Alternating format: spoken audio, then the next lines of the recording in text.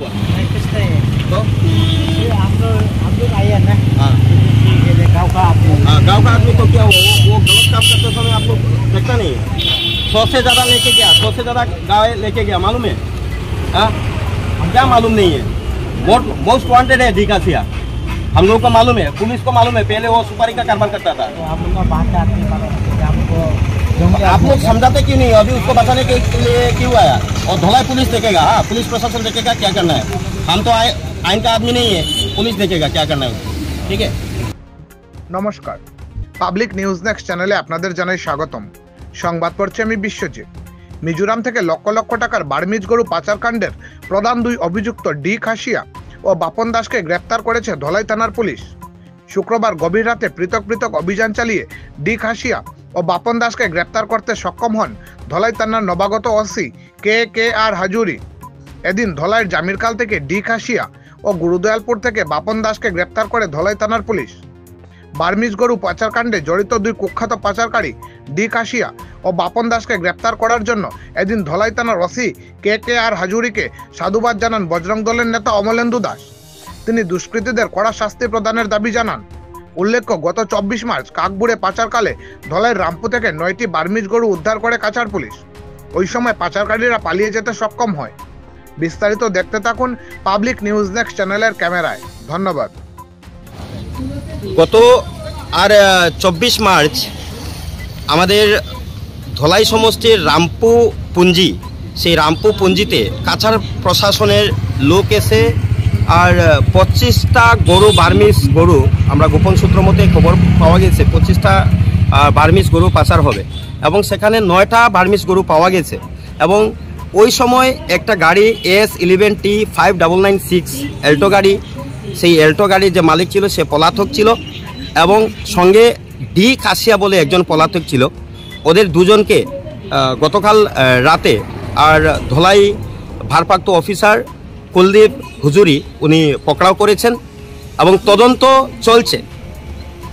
তদন্তক্রমে দেখা গেছে এবং শোনা যাচ্ছে যে আরও এই চক্রে অনেক লোক রয়েছে। আমরা ধন্যবাদ জানাই ধলাই আর অফিসারকে, যিনি কঠোর পরিশ্রম করে গতকাল রাত্রে ডি কাশিয়াকে আটক করতে পেরেছেন।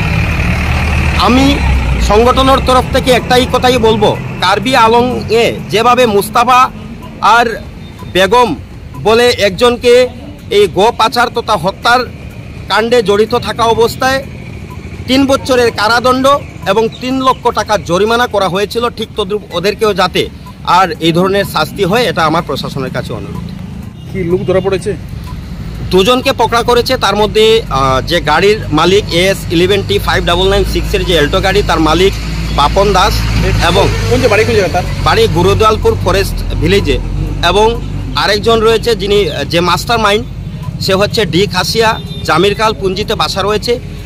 গতকালকে গভীর রাতে আর ধলাই থানার ওসি ভারপ্রাপ্ত অফিসার কুলদীপ হুজুরি উনি পকড়াও করেছেন এবং আরও ওদের সাথে আরও চক্রান্তকারীরাও রয়েছে। আমাদের বিশ্বাস ওদেরকেও খুব শীঘ্রই ধলাই প্রশাসন অ্যারেস্ট করবে। আমরা যাই। कुछ नहीं है। तो ये आप लोग आए हैं ना? हाँ ठीक है, गाँव का आदमी। हाँ, गाँव का आदमी तो क्या हुआ, वो गलत काम करते समय आपको देखता नहीं है। 100 से ज़्यादा लेके गया, 100 से ज़्यादा गाय लेके गया, मालूम है? हाँ, क्या मालूम नहीं है?